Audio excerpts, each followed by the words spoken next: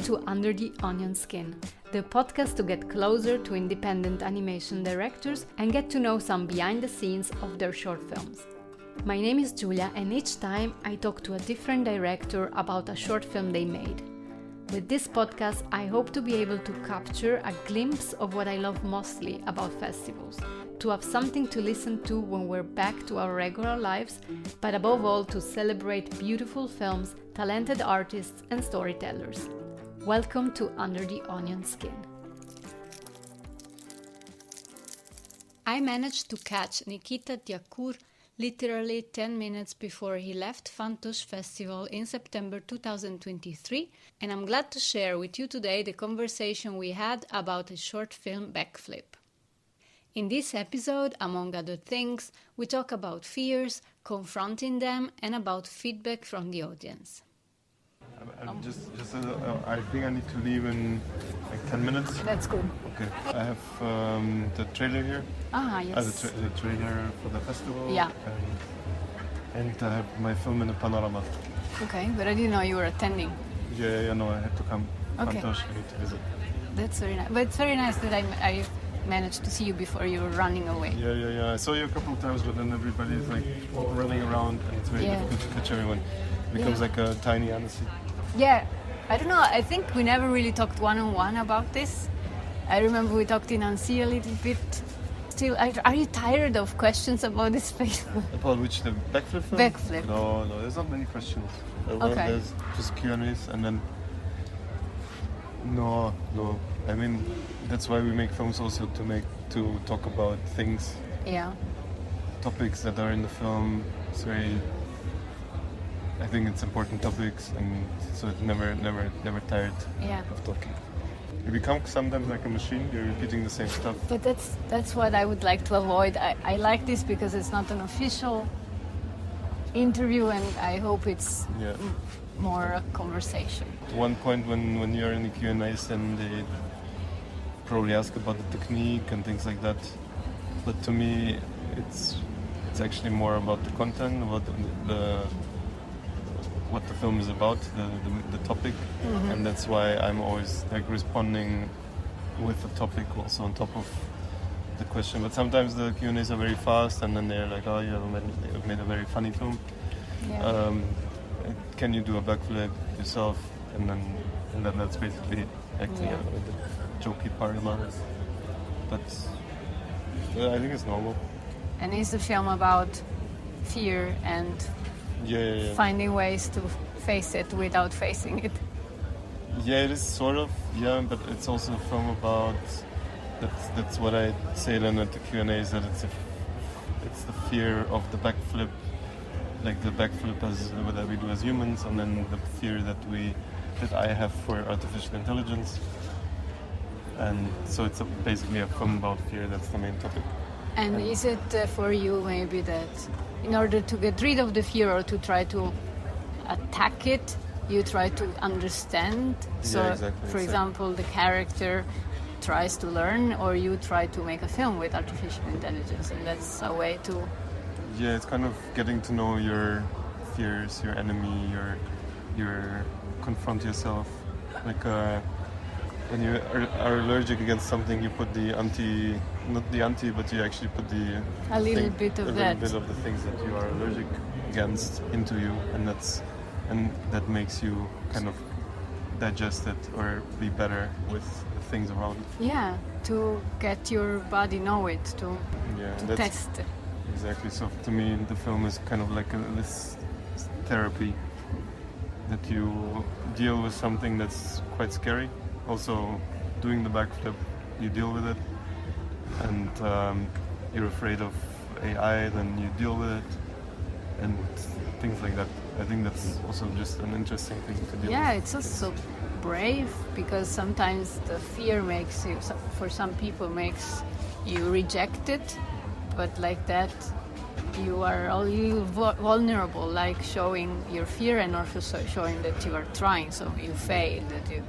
Yeah. Right? Yeah. I think that's important. That also makes it interesting. Because otherwise, I think my biggest fear is to just be stuck in the same things all the time. So that's why I'm actually always exploring new things. What's the next fear? The next fear, didn't really think about it, but no, I don't know. Many fears. Was also ugly,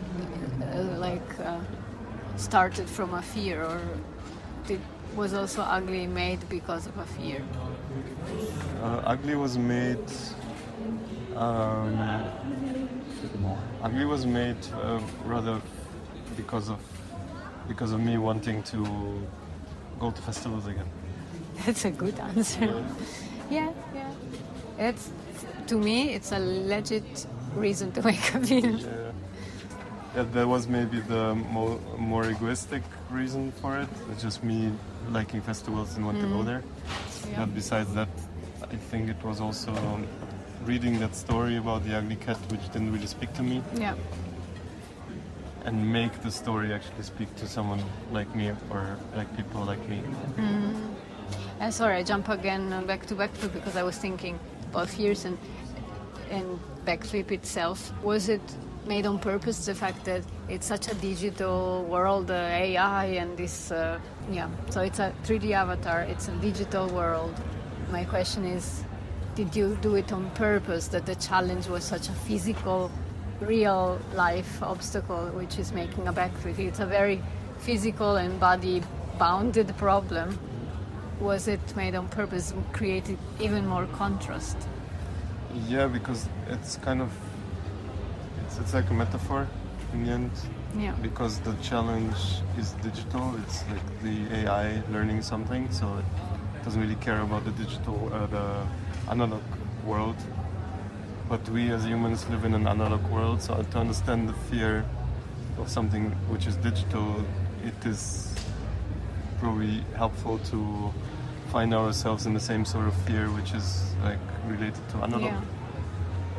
And that way we relate to like this sort of things. But the problem is that I'm also trying to answer at the Q&As is that people are just looking at it like a comedy. And then they don't really. But the thing is, actually, I'm also underestimating many times the audience, because the audience actually gets many times also that it's a film about, it's not a comedy, it actually makes people scared or makes them uneasy. Yeah, I think so too. I know what you mean, because sometimes you are in the cinema and you hear people laugh a lot. And I think it's not too bad, because it's also one powerful part of the storytelling, that you can make people laugh a lot, but then there is this deep meaning. So not necessarily, I think it doesn't mean that they're superficial, I think. No, it's just sometimes, those are the strongest response that you can get from that film is you laugh and you are afraid. Yeah. I think. But sometimes it just ends only at either just rejecting it completely because it's something that you just not aware of or not care about. And the other one is just looking at it as like a slapstick comedy. Yeah, but you said laugh and being afraid, which is, for me, it's like the two reactions you could have also at the same time with fear. You can be afraid, or you can exorcise it and laugh about it. It happens often in also very, very tragic films, that in the most tragic moment you have a laugh. Yeah, exactly. Yeah, so it makes sense to me. As an escape. Yeah, the word I was looking before was simulation. Like, it's a simulation of in the digital world, but it's very physical. It's very, it deals with gravity and with hitting on the floor and. Yeah, and I think the sound is also making it kind of very physical. Yeah. Just gonna check the time. You have to run. Yeah, I might need to run soon. Then tell me if you like onions. Onions, I like onions when I don't have to see anyone in the next day. Why? Because you cry so much that your eyes are. No, it's not about the cry. I think when I eat them, then they are kind of like you taste them the whole day. Aha, if you eat them raw. Yeah, if you eat them raw. That's why I like onions fried, like on the barbecue. But you also like them raw, if you're afraid. I like them raw because I like the taste. Mm-hmm. But the thing is, when you fall asleep with onions, even after you brush your teeth, you will taste them the whole night. It's true. But you know, if everybody eats them, then there is not this problem, right? Yeah, the onions are so strong though, some of them. Yeah. I think there's also the weak onions, but the strong ones you will like taste. I at least taste it myself. It's not a nice feeling when you wake up in the morning. I know what you mean, yeah. Why you ask about onions? Because the title of the podcast is Under the Onion Skin. Okay. Because I get under the skin of the person. We have this one-on-one conversation, but also it's about animation, so about onion skin. And so it's just it's a reverse icebreaker. At the end of the interview to finish, I ask about onions.